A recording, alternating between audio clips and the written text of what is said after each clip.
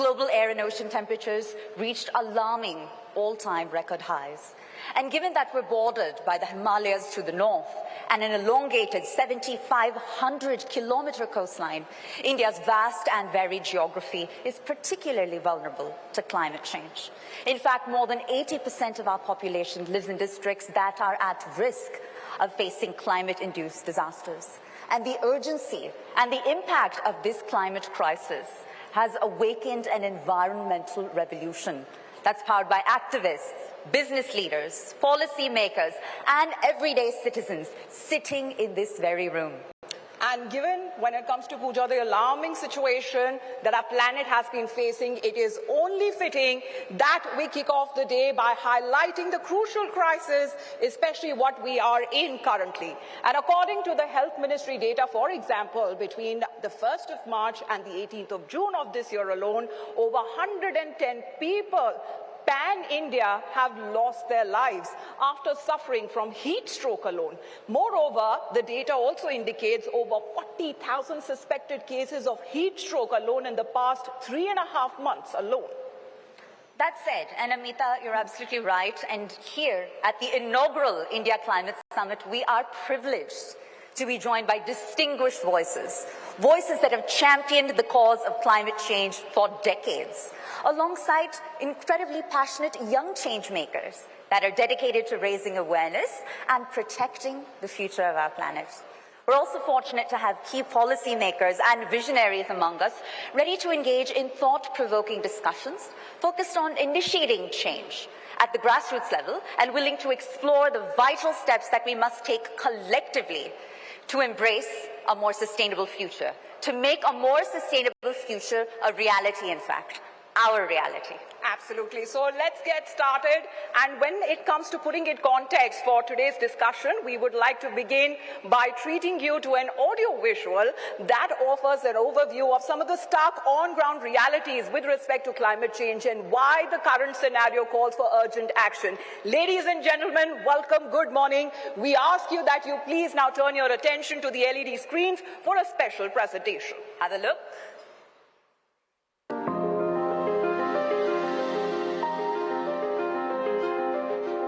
The blue planet, our green Earth, may not last much longer. Our callous ways have destroyed our environment, creating an uncertain future for the generations to come. Climate crisis is no longer a faraway problem in the distant future. It is today's reality, reshaping India now. Changing our cities, neighborhoods, and lives forever.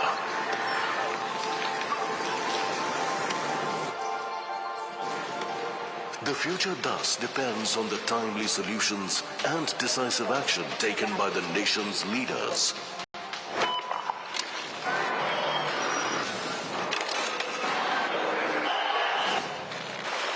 We need our leaders to lead India's climate crusade. It's time to change the climate future of India. It's time for the Times Network India Climate Summit. An action-oriented summit dedicated to building a sustainable future through knowledge sharing, policy advocacy, and actionable change.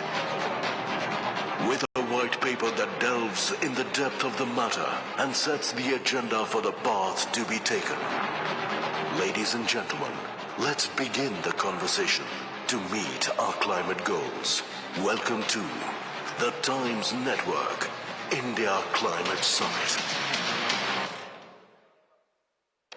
Well, let's begin when it comes to welcoming on stage our esteemed also Minister, Union Minister Bhupendra Yadav, the Environment Minister, the Forest Minister, and also for climate change. Sir, good morning. We are actually encouraged and also with your presence here on stage. Welcome you, sir.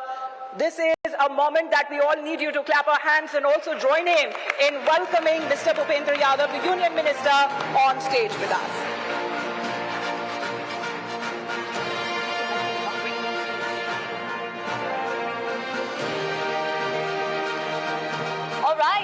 to felicitate our chief guest, if I could please invite on stage another very special guest, Manager Editing and Chief Business Officer with Times Influence, Mihir Bhatt. Sir, if you could kindly do the honors and please help us recognize this incredibly special moment of paying respects to our chief guest, the Honorable Minister.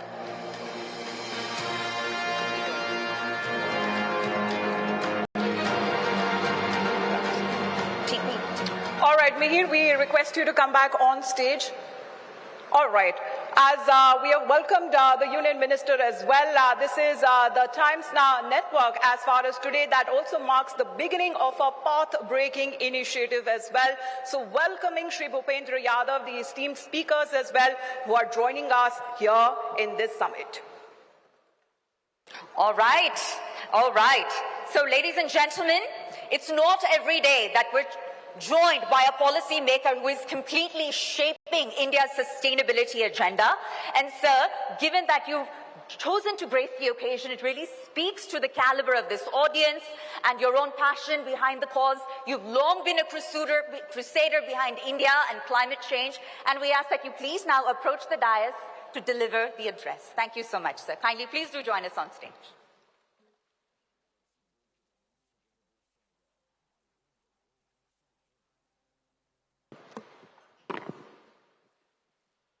Thank you very much. सबसे पहले तो मैं आप सबका धन्यवाद देना चाहता हूं कि आज के सबसे महत्वपूर्ण विषय पे आपने ये डायलॉग आयोजित किया। जो विषय है वो क्लाइमेट एक्शन और एनवायरमेंट सस्टेनेबिलिटी का है। दुनिया के सबसे बड़े लोकतंत्र में जब 4 तारीख को चुनाव परिणाम आए और देश ने मोदी 3.0 को अपना समर्थन व्यक्त किया, तो 5 जून को प्रधानमंत्री नरेंद्र मोदी जी का सबसे पहला कार्यक्रम एक पेड़ मां के नाम, ये क्लाइमेट एक्शन प्रोग्राम का था। ये इस बात को दर्शाता है कि हमारे प्रधानमंत्री नरेंद्र मोदी जी का जो विजन है, जो मिशन है, वो क्लाइमेट एक्शन ओरिएंटेड है।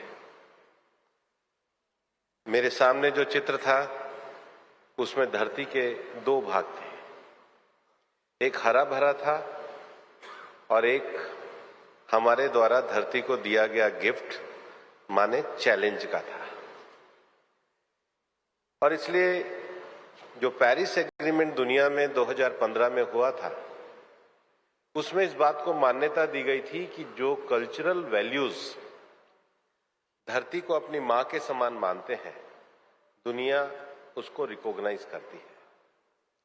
और इसलिए धरती मां जब हमको जन्म देती है और धरती पर हमको अपनी मां लेकर के आती है, तो उनकी प्रति कृतज्ञता व्यक्त करने के लिए, ग्रेटिट्यूड व्यक्त करने के लिए कम से कम एक पेड़ हम ऐसा लगाएं जिसको हम जीवन भर पालने का काम करें। यही एक पेड़ मां के नाम है। 3 विषय हमारे सामने दुनिया में भर में चलते हैं। पहला, जितना भी एंथ्रोपोसेंट्रिक डेवलपमेंट है, मनुष्य आधारित विकास है, उसके कारण सबसे ज्यादा कार्बन एमिशन होता है, उसको कैसे कंट्रोल किया जाए। दूसरा, दुनिया में जितना भी पशु पक्षी पेड़ जितना भी है, जो बायोलॉजिकल दुनिया में वैरायटीज है, उसका सबसे ज्यादा कंजम्पशन मनुष्य करता है अपने फूड के लिए, एनर्जी के लिए, ऑयल के लिए, इवन कॉस्मेटिक्स के लिए। हम लोग उस सारे रिसोर्सेस का रेगुलर कंजम्पशन करते हैं, उसका बैलेंस कैसे बनाया जाए। और तीसरा, गांधी जी ने कहा था कि धरती पे सबकी नीड के लिए तो पर्याप्त प्राकृतिक संसाधन मौजूद है, पर सबकी ग्रीड के लिए मौजूद नहीं है। लेकिन हमें खेती ज्यादा करनी है तो पेस्टिसाइड का यूज करना है, तो जमीन डेजर्ट हो रही है, जमीन में खारापन बढ़ रहा है, जमीन में मॉइस्चराइजर बढ़ रहा है, और कहीं पर जमीन पूरे तरीके से रेगिस्तान में परिवर्तित हो रही है। रीकी केस यहां पर है, डेजर्टिफिकेशन ऑफ लैंड के लिए काफी उनका कंट्रीब्यूशन रहता है, लेकिन इसकी समस्या को कैसे दूर किया जाए, ये 3 बड़े चैलेंजेस हैं। इसलिए सस्टेनेबिलिटी की बात करेंगे और क्लाइमेट एक्शन की बात करेंगे। इन्हीं 2 विषयों पे मैं अपने आप को आपके साथ जोड़ के रखूंगा। हिंदुस्तान में कभी कभी कुछ चीजों को लेकर के हम बहुत पॉलिटिकल विरोध करते हैं, लेकिन अगर क्लाइमेट एक्शन देखें तो वो चीज कितनी बड़ी होती है, इसका एक पक्ष मैं आपके सामने रखता हूं। हिंदुस्तान के रिजल्ट ने एक चीज तो साफ कर दी कि ईवीएम ठीक है, पर ईवीएम एनवायरनमेंट की दृष्टि से कैसे ठीक है, कभी आपने कल्पना करी है? आप एक डाटा को मेरे साथ विजुलाइज करिए, आपको ध्यान में आएगा। हमारे देश में 100 करोड़ वोटर हैं, 98.66 करोड़, और टोटल 544 लोकसभा कॉन्स्टिट्यूंसीज हैं। और देश में जो पोलिंग स्टेशन है वो 12 लाख है, करेक्ट? अब आप बताइए, अगर हम ईवीएम का यूज नहीं करते तो 100 करोड़ वोटर्स के लिए 100 करोड़ मतपत्र तो चाहिए होते। A4 साइज का एक पेपर के लिए लगभग 7,000 से 8,000 अगर A4 साइज के पेपर लेने होंगे तो 15 से 16 रीम्स लगती हैं, जिसमें एक पेड़ कटता है। और अप्रोक्सीमेटली इतने पेपर चाहिए होती तो 20 लाख रीम्स चाहिए होती, जिसमें 2 लाख पेड़ कटते हैं। अब विपक्ष के लोगों को आप समझाइए। और ये देश को उपलब्धि होनी चाहिए कि हम इतना एनवायरमेंट फ्रेंडली इलेक्शन करते हैं। हम कभी सोचते नहीं है, हम कभी नहीं सोचते कि हम कितना एनवायरमेंट फ्रेंडली एक्शन है। इस पे तो देश के लोगों को खड़ा होना चाहिए, क्योंकि विपक्ष का झूठ भी बेनकाब हो रहा है और एनवायरमेंट फ्रेंडली एक्शन भी शुरू हो रहा है। इसके बाद भी प्रधानमंत्री जी चाहते हैं और पेड़ लगे, तो एक पेड़ मां के नाम पे ईवीएम पे भी इलेक्शन होने चाहिए। दूसरा विषय, हालांकि एनवायरमेंट में केवल पेड़ कटना नहीं है। मुझे किसी ने एक बार बताया था कि अगर 2 लाख पेड़ कटते हैं तो लगभग 11,200 टन कार्बन का बचत है और लगभग 220 बिलियन गैलन्स ऑफ वाटर, उसकी भी बचत है। मैं चाहता हूं ये सब चीजें हमारे क्लाइमेट एक्शन प्रोग्राम कैसे होने चाहिए, इसको सोचना चाहिए। दूसरा विषय मैं आपको कहना चाहता हूं कि भारत ने अपने क्लाइमेट एक्शन प्रोग्राम में कैसे तरक्की करी। दुनिया भर में COP21 के बाद, पेरिस एग्रीमेंट के बाद, ये कहा जाने लगा कि सब देश अपने अपने एनडीसी तय करें, नेशनल डिटरमिन्ड कंट्रीब्यूशन,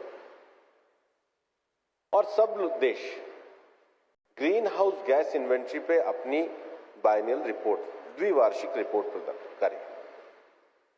सबसे पहले तो मैं कहना चाहूंगा कि पिछला जो कॉप हुआ था, जो यूएई में हुआ था, भारत दुनिया के 26 डेवलपिंग कंट्रीज में है जिसने अपनी ग्रीन हाउस गैस इन्वेंट्री 2019 के बेस पे प्रस्तुत करी है। ये हमारी उपलब्धि प्रधानमंत्री जी के नेतृत्व में है। हमारे साथ के जो डेवलपिंग कंट्रीज हैं, चाइना का जो कम्युनिकेशन है 2014 की इन्वेंट्री पे है, ब्राजील का जो कम्युनिकेशन है 2016 की इन्वेंट्री पे है, साउथ अफ्रीका का जो कम्युनिकेशन है वो 2017 की इन्वेंट्री पे है।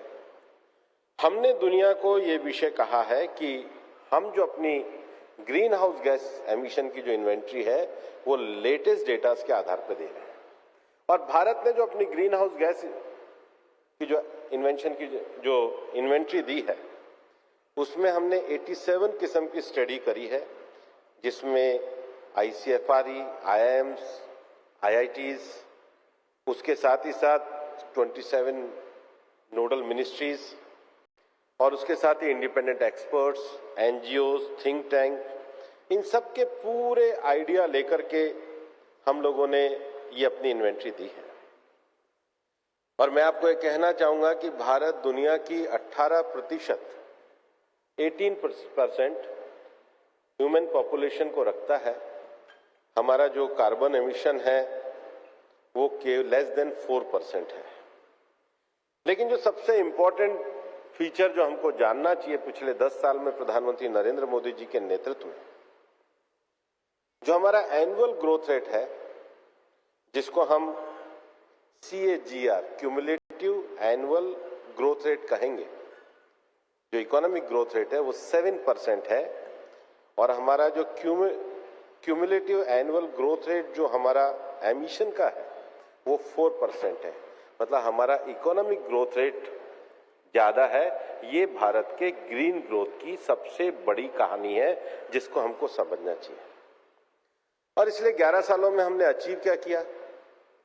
2015 में जो हमने दुनिया में कार्बन एमिशन की इंटेंसिटी को कम करने का कहा था, we have achieved 11 years in advance of our original target of reduction of emission intensity by 33 to 35% over 2005 level by 2030.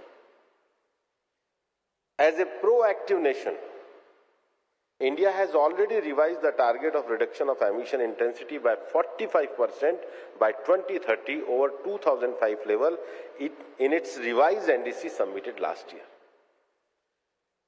9 साल पहले हमने इतनी आबादी होने के बाद भी अगर अपने टारगेट को प्राप्त किया है, तो इसका श्रेय प्रधानमंत्री नरेंद्र मोदी जी के एनवायरमेंट फ्रेंडली विजन को जाता है।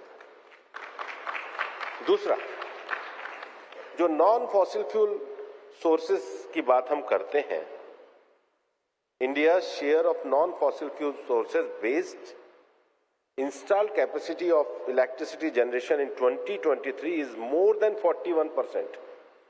India achieved its NDCs of 40% cumulative electrical power installed capacity from non-fossil fuel based energy sources in 2021, and that is also 9 years in advance of the target of date of 2030. ये हमारी दुनिया में बड़ी उपलब्धि है। और इसके साथ ही जो हमारा कार्बन सिंक बढ़ना चाहिए, उसको भी हम आगे बढ़ाने की बात कर रहे हैं। हमारा जो एडेप्टेशन का कम्युनिकेशन है, उसको भी हम आगे बढ़ाने की बात कर रहे हैं।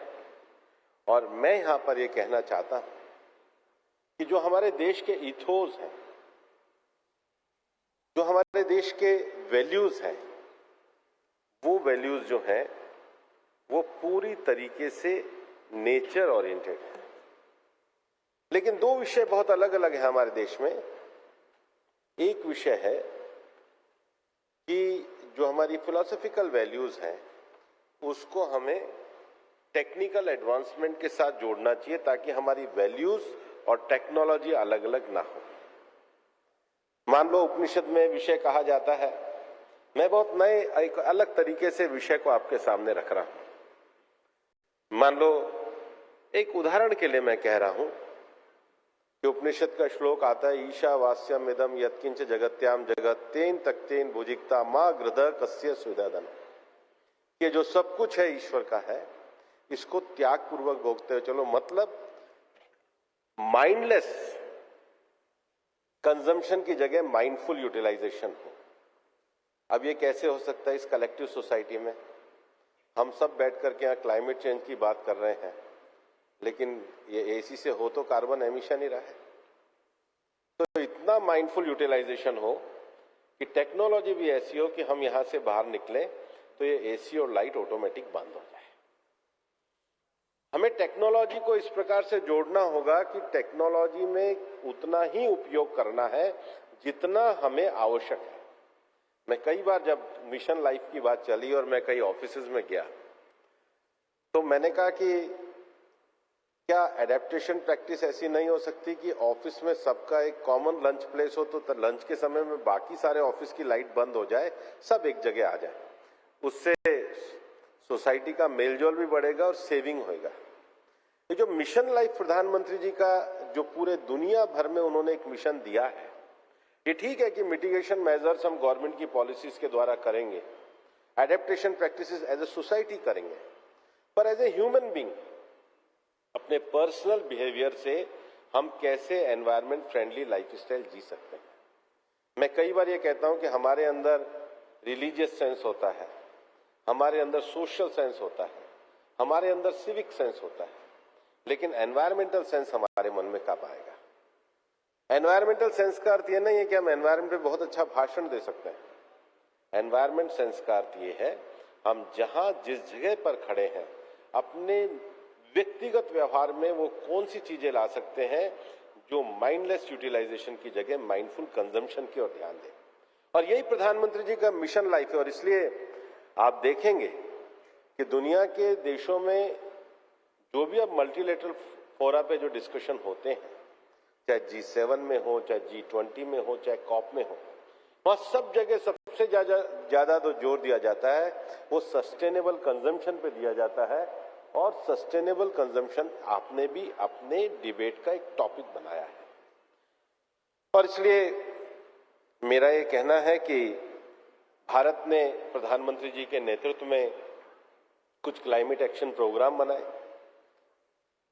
अंतर्राष्ट्रीय स्तर पर जो रिन्यूएबल एनर्जी है, भारत ने इंटरनेशनल सोलर अलायंस बनाया।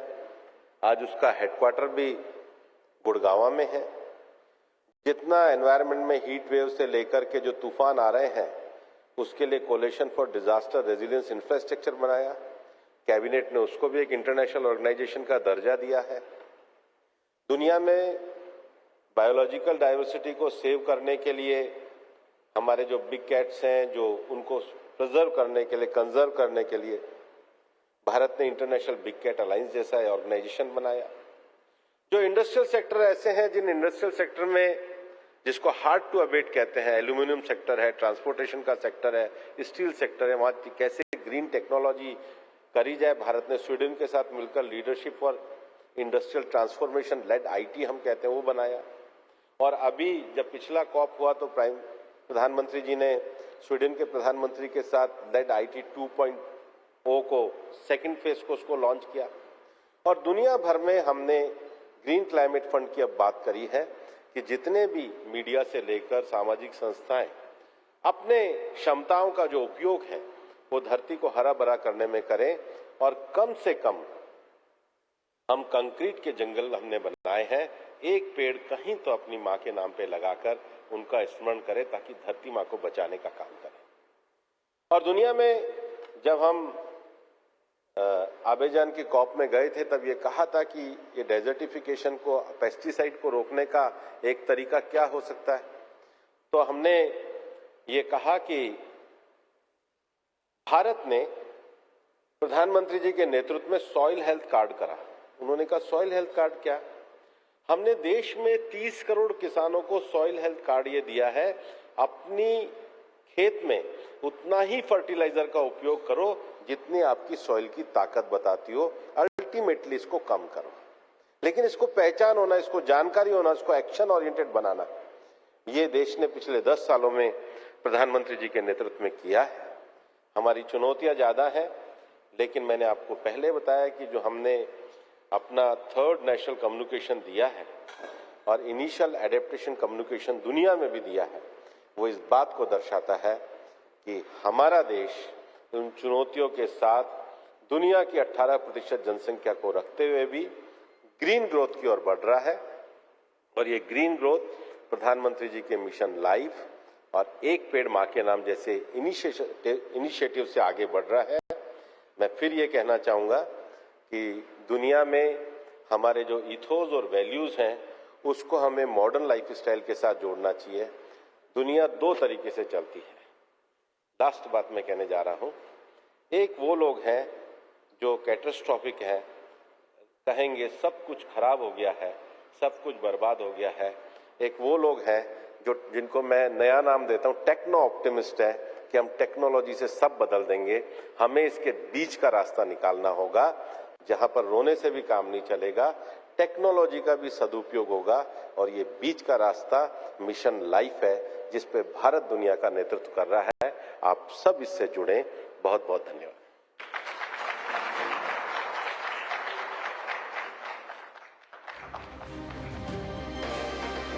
All right, thank you for that inspiring message. That was indeed very heartening to hear, Honourable Minister.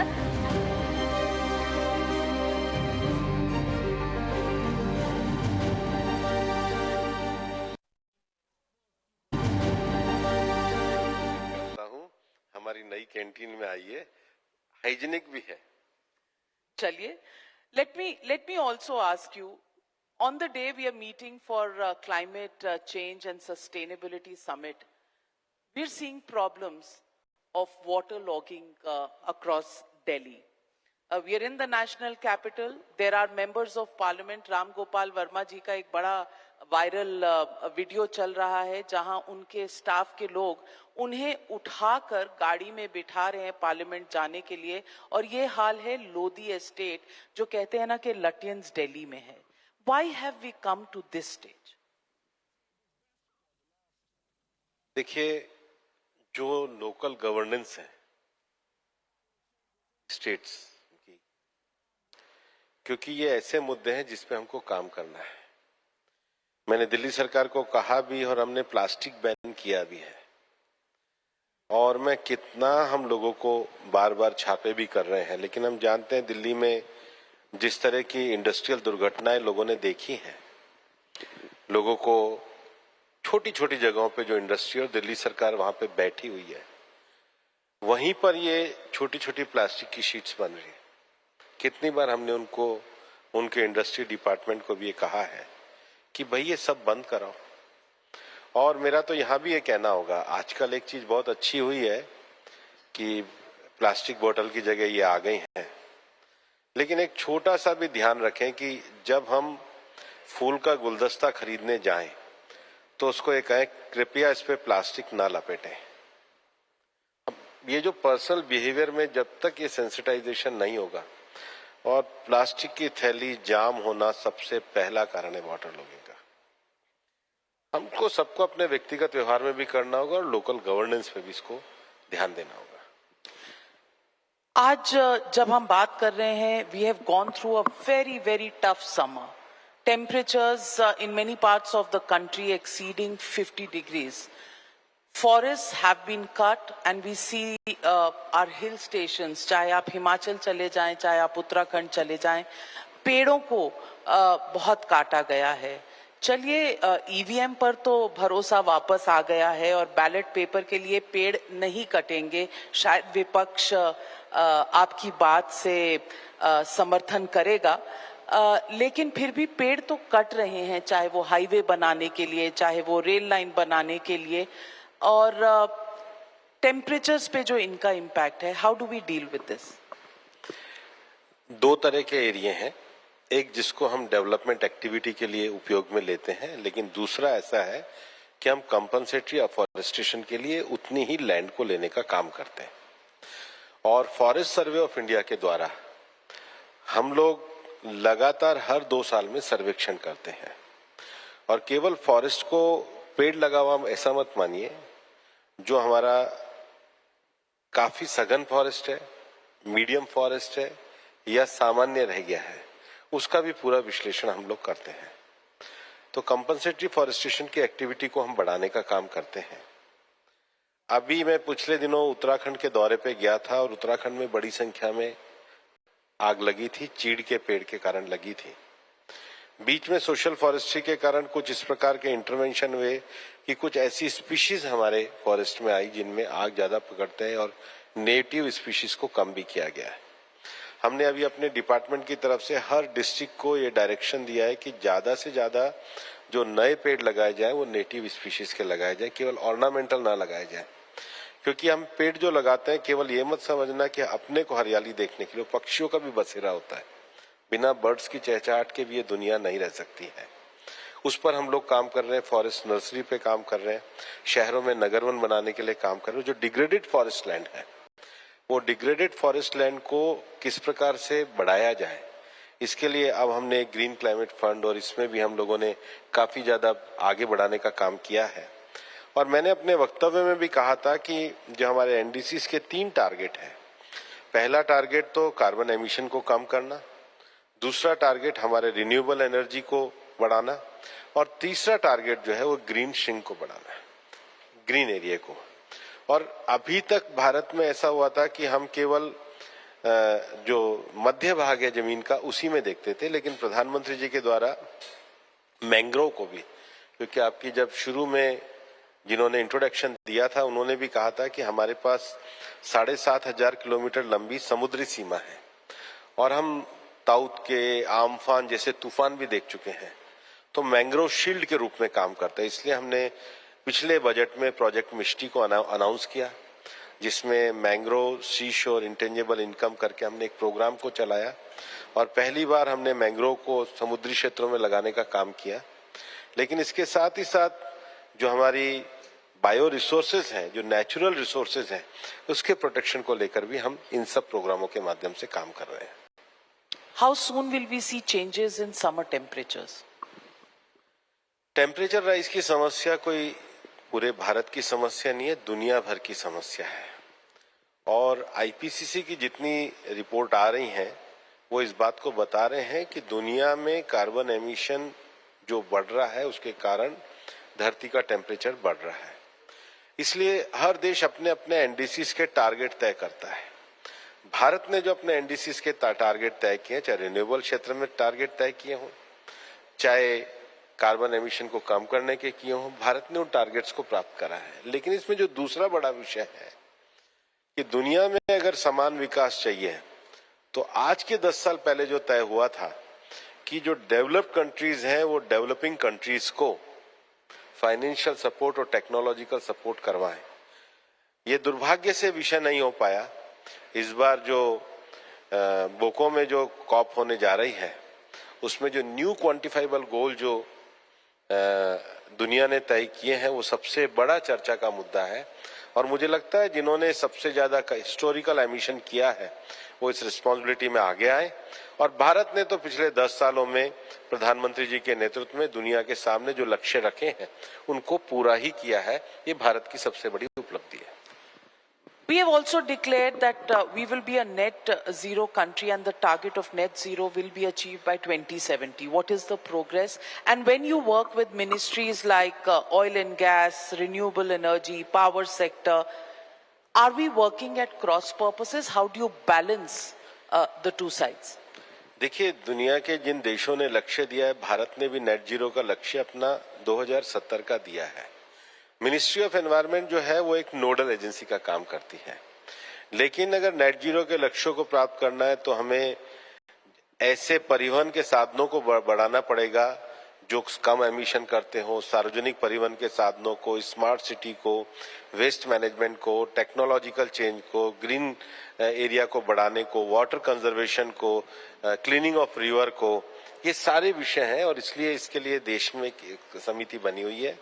और जब मैंने आपको कहा है कि जब एनडीसीज की बात करते हैं तो आज हम इस स्तर पे आए हैं कि दुनिया में हमको अपने सीएचजी एमिशंस को देना पड़ता है, वो रिपोर्ट दुनिया भर में जाती है। तो ऐसा नहीं है कि हमारी रिपोर्ट को मान लिया जाता है, लेकिन हमारी रिपोर्ट को आज जो स्वीकार्यता करके दुनिया के देश आगे बढ़ रहे हैं, हम आगे बढ़ रहे हैं, उसका एक ही कारण है कि हमारी जो सीएचजी एंट्री है वो पूरी तरीके से एकेडमिक लेवल पे, साइंटिफिक लेवल पे, एक्टिविस्ट के लेवल पे, गवर्नमेंट के लेवल पे, वो पूरी तरीके से इस जो हमने इन्वेंट्रीज दी हैं वो ये दर्शाता है कि भारत दुनिया की तीसरी बड़ी अर्थव्यवस्था तो बनने जा ही रहा है, लेकिन उस एवज में भारत अपना कार्बन एमिशन भी कम कर रहा है।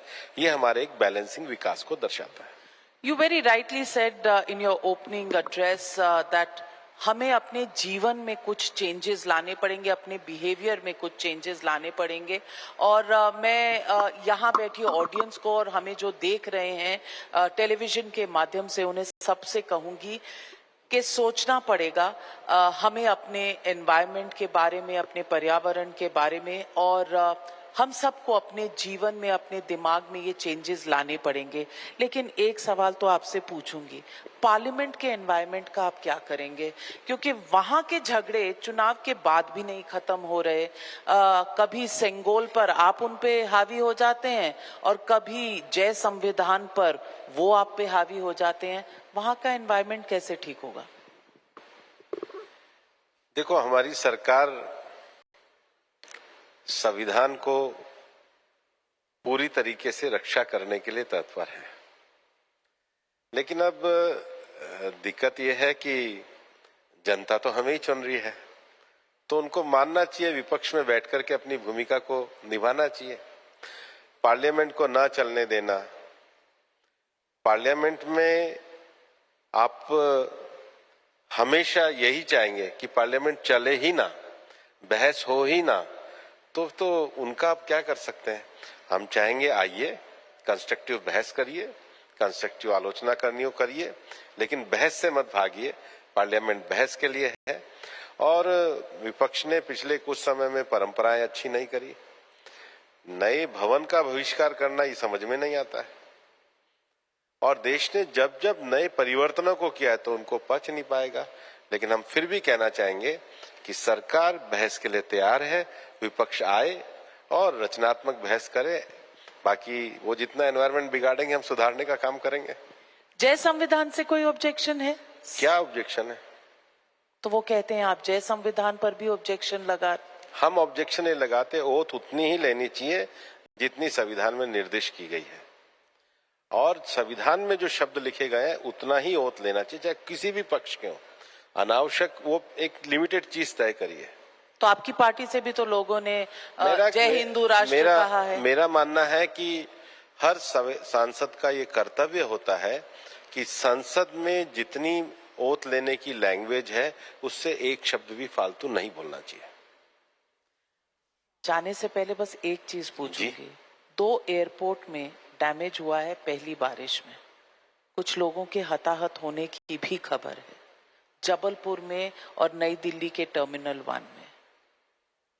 हम बहुत आगे बढ़ रहे हैं, पर क्या इतना आगे बढ़ रहे हैं कि इंफ्रास्ट्रक्चर हमारा पहली बारिश में क्रम्बल हो जाए? तो क्या ये चिंता का विषय नहीं है? नहीं, निश्चित रूप से, और संबंधित लोग इसका संज्ञान लेंगे, क्योंकि ये विषय अभी पार्लियामेंट चल रही है, तो जो पॉलिसी वक्तव्य है संबंधित मंत्रालय देगा।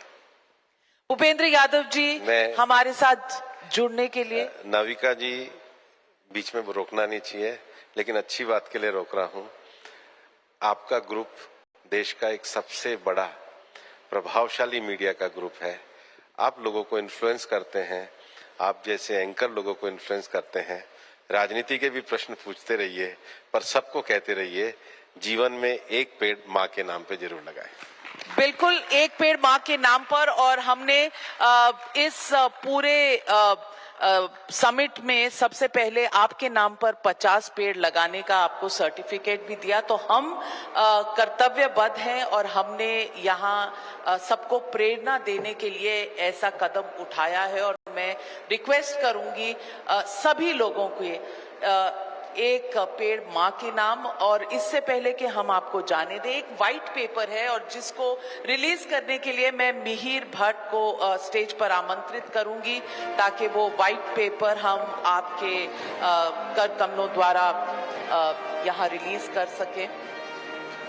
Thank you so much. Thank you so much. What a wonderful back and forth, ladies and gentlemen. It deserves a huge round of applause. Absolutely. Let's also welcome on stage Nitish Mehrotra, Partner Sustainability and ESG EY India. Let's keep the round of applause continuing, please, ladies and gentlemen. All right. And now we'd like to take the opportunity to officially release a highly coveted white paper. Ladies and gentlemen, it's curated with a lot of data. The team believes that it's an opportunity. Climate change is an opportunity, and we encourage you to officially visit the India Climate website, Summit website, to download a copy which will be made available soon. And I'll also request Mihir Bhatt to honor the minister. Parliament session is on, and we do know that he's short on time, but thank you so much, Bhupendra Yadav ji, for being present with us. Not only will we plant trees, but we will make changes in our day-to-day life for sustainable climate change. What an incredibly special moment, ladies and gentlemen. Thank you, Minister Saab. Thank you very much for gracing the occasion. Thank you very much, Navika, to you as well. Miriam, thank you very much.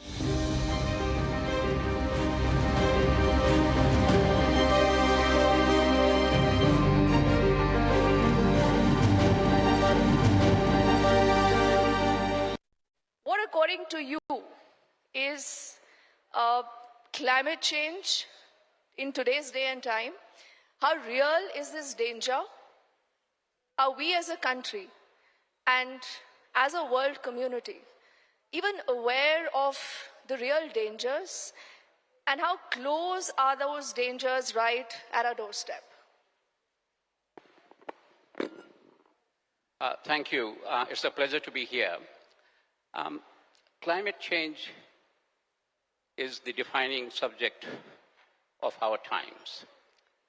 It is real, it is happening, the scientific evidence is overwhelming, and we are looking at the impact in terms of very hot summers, frequent cyclones, droughts, and we cannot ignore it. I think India is doing more than its fair share to address the impact of climate change. The minister rightly pointed out to some simple facts. The Indian economy is growing at more than 7%, but its emissions are only growing at 4%. So the emission intensity of the economy is reducing faster than the economy is growing. One has to understand, India did not cause this problem. It was caused by the emissions of the Western countries, developed economies, and India has to deal with it, but it has to deal in a way that is fair and just to its population. How it balances economic growth so that its people can have the quality of life they deserve, but at the same time do it in a responsible way. And I think in all this debate about climate change, we become fixated on many things. And I think one has to realize that the ultimate goal that will address this is reduction of emissions. Reduction of emissions is the most important. And how do you do that?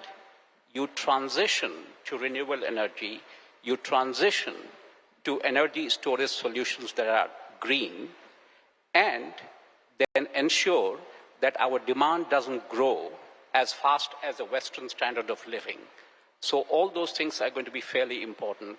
India is doing its bit. India has to do its bit.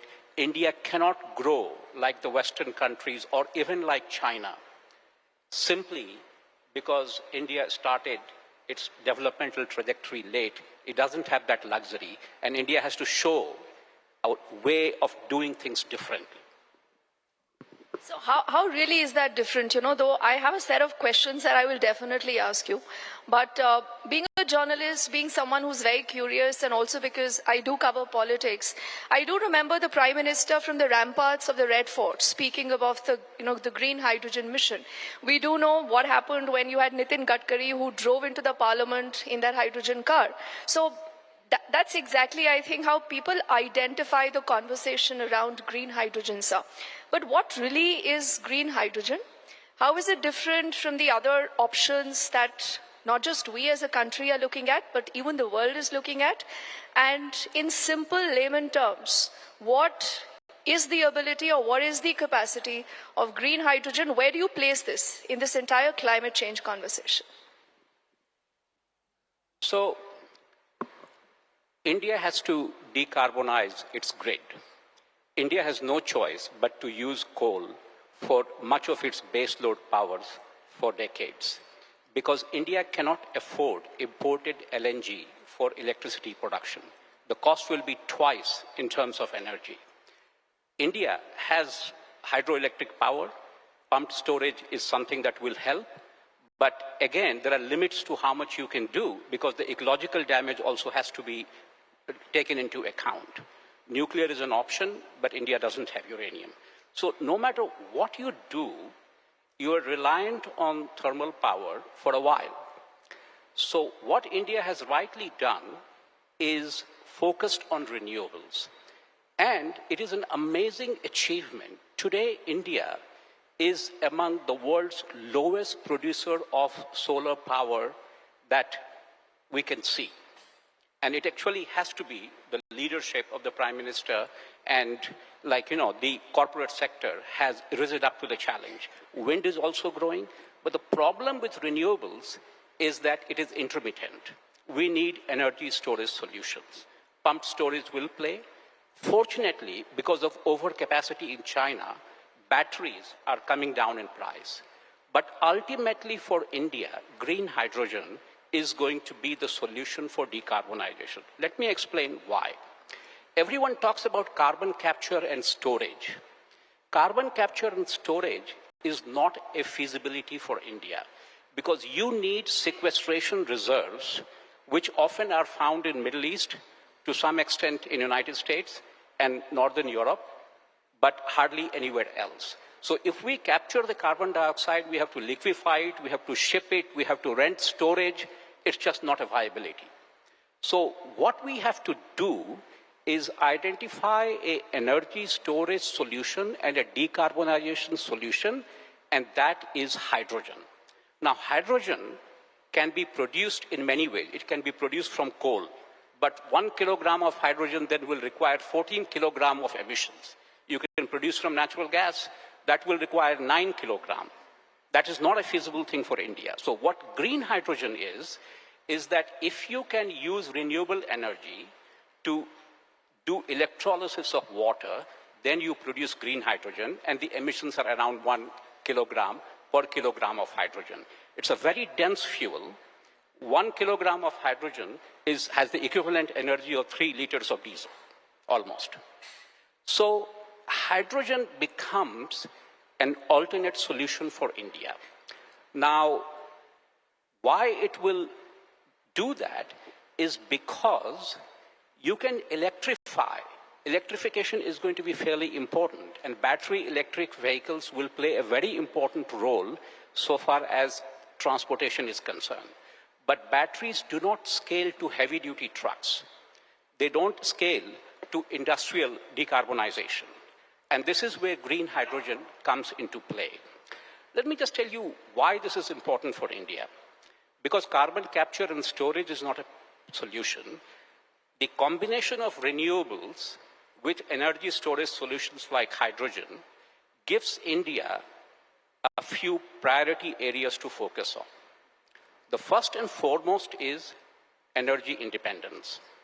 Because it is an indigenous source, renewable plus green hydrogen can be made here.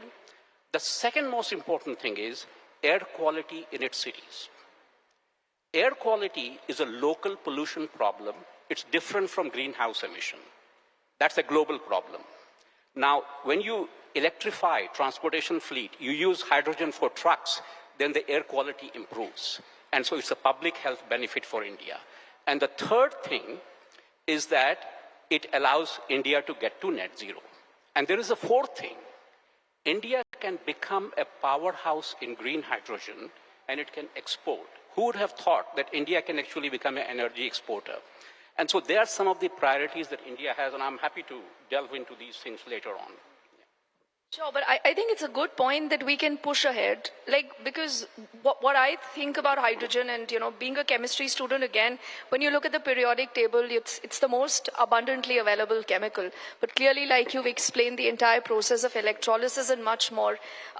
Whenever there is something new that we are looking at, clearly there are a lot of challenges. You're looking at the cost factor, the storage, the production, a lot more. Today, which is that one country, if Germany, you believe, is that country because it did start at a lot of